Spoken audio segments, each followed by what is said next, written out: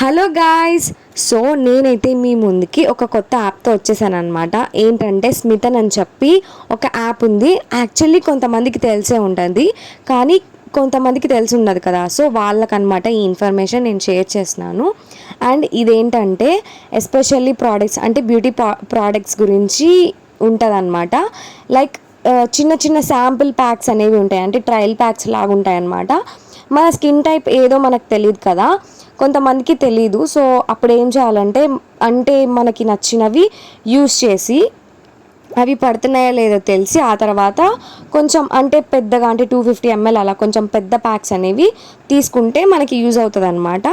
So మీరైతే డెఫినెట్గా ఒకసారి స్మితన్లో వెళ్ళి ట్రై చేయండి, మీకైతే డెఫినెట్గా నచ్చుతుంది.